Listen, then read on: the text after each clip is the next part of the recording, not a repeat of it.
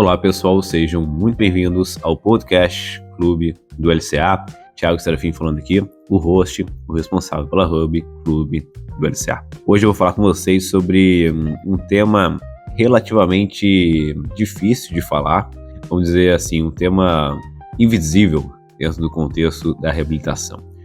Confiança, foco e tomada de decisão. Os fatores invisíveis no retorno ao esporte.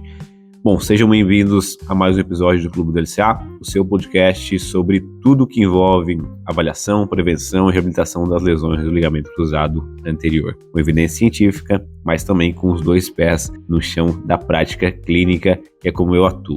Eu costumo dizer que o tema de hoje é sobre um assunto na qual a gente não vê muito no exame físico, mas que muda todo o game, todo o jogo no contexto do retorno ao esporte. Muitos profissionais medem a força, medem a amplitude de movimento, medem simetria, mas como que eles medem a confiança de quem vai voltar para o esporte? Como que eles medem a confiança do atleta de voltar às competições?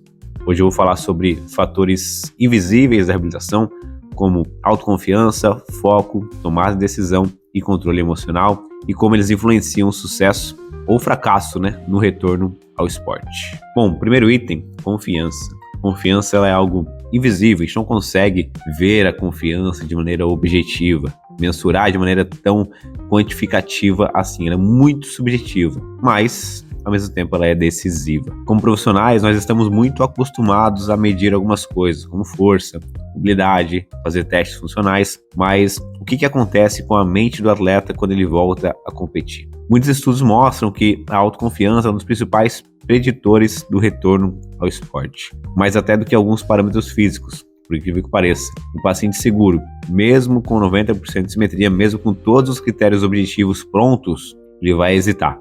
Ele vai frear no salto, ele vai evitar o contato, vai tomar decisões mais lentas em campo, no jogo ou na competição. Autoconfiança não é força de vontade, não é só querer fazer. É a percepção de competência. Eu me sinto capaz de executar esse movimento com segurança. Eu acredito que eu estou pronto. E isso é algo que se constrói com o passar da reabilitação. Um outro fator relativamente invisível também é o ambiente. O ambiente influencia muito mais do que parece. O ambiente social do atleta importa. O que o técnico fala, o que o preparador fala, o que a família espera, o que os colegas de time ou de equipe cobram ou espera, tudo isso interfere na forma como ele se vê, ele se percebe. Você quer ver algo muito comum?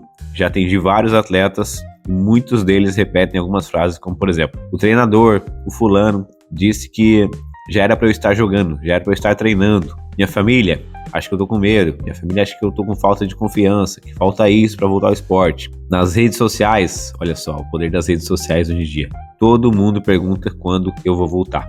Esse tipo de pressão pode acelerar o retorno físico, mas não necessariamente o retorno psicológico do atleta. Por isso, eu como fisioterapeuta preciso criar um espaço seguro de escuta e de um certo acolhimento desse atleta, e estar atento a todas as pressões externas para alinhar expectativa e realidade. Como profissional, funciona muito como um ponto de equilíbrio entre essa performance e a saúde do atleta, para que ele consiga ter o máximo de performance possível com o máximo de segurança também. Por isso, é importante a gente reforçar para o atleta como profissional, buscar estratégias que ajudam o paciente, o atleta, a construir confiança. Algumas ferramentas que reforçam essa percepção de progresso. O primeiro passo é fazer com que o atleta perceba que ele está evoluindo. Isso é importante. Pode parecer muito óbvio para a gente, mas às vezes para o atleta nem tanto. A cada sessão, a cada semana, mostrar dados é importante. Eu gosto de fazer isso com os meus pacientes.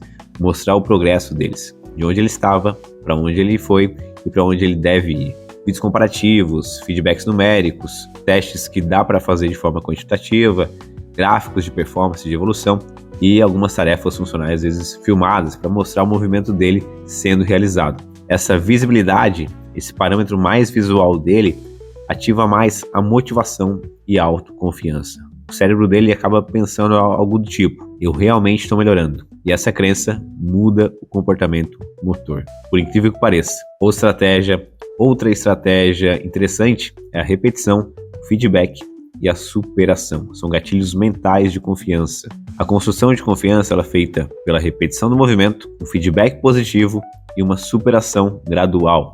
O atleta precisa se desafiar em alguns exercícios, em alguns parâmetros. Eu não vou começar o exercício com ele com o mais difícil possível. A gente precisa fazer progressões, também na dificuldade de execução, também na qualidade de movimento, para mostrar para ele que ele está evoluindo. Não adianta fazer o difícil de uma vez só. Eu preciso repetir com margem de segurança, obviamente, até o corpo confiar e a mente dele também. Então, mostrar desafios de maneira progressivas, obviamente não impossíveis, e celebrar cada avanço com feedbacks específicos é muito importante. Esses feedbacks vão construir uma autoeficácia, que é a base para a confiança desse indivíduo. Ninguém se sente confiante se percebe que não é capaz de fazer alguma coisa, que não é eficaz, que é um cara incompetente. Não é esse o nosso objetivo dentro de uma reabilitação. E as microvitórias, construídas muitas vezes por pequenas metas, mas que trazem grandes resultados, são muito importantes. O paciente não precisa enxergar necessariamente o fim. É igual eu falo para muitos pacientes aqui. Cara, esquece os 9 meses, esquece os 10 meses. Vamos semana a semana construindo as nossas mini metas, as nossas microvitórias. Ele precisa enxergar o próximo passo alcançável. Porque daqui 9, 10 meses está muito longe, ele não vai conseguir entender como que ele vai chegar lá com o joelho daquele jeito. Ele precisa enxergar o próximo passo de maneira alcançável. E cada conquista acaba virando uma espécie de marco durante a reabilitação. Isso alimenta a motivação do atleta, do paciente, e faz com que ele crie um engajamento maior com a reabilitação e um sentimento de progresso. Na psicologia, isso é muito importante. Faz com que o paciente tenha uma sensação de autonomia, quando ele se sente no controle da própria evolução. Tá bom, Thiago, mas o que a ciência em si fala sobre isso tudo? Na literatura, o papel da autoconfiança e do controle emocional ele é amplamente documentado. Alguns estudos com atletas pós-reconstrução do LCA mostram algumas coisas. Por exemplo, baixa autoconfiança está associada a maior risco de relesão. Além disso, atletas que se sentem preparados psicologicamente voltam com mais desempenho e menos ansiedade. Também, programas que integram aspectos mentais têm melhores resultados funcionais e uma maior adesão ao tratamento. Ou seja, a mente precisa estar treinada tanto quanto o corpo. Bom, pessoal, estamos chegando a mais um final do podcast Clube do LCA. Se esse conteúdo faz sentido para você, não deixe de compartilhar, de seguir a nossa página no Instagram, @Clube do LCA, e ficar ligado em todas as notificações, em todas as novidades. Se você é profissional da área e tem interesse na mentoria Clube do LCA, focada na reabilitação e prevenção de lesões do ligamento cruzado anterior, manda uma mensagem no direct que nossa equipe vai cuidar de você. E se você é um paciente que rompeu o LCA, que está buscando tratamento online de maneira qualificada, envie mensagem no nosso Instagram com a palavra Clube Rehab.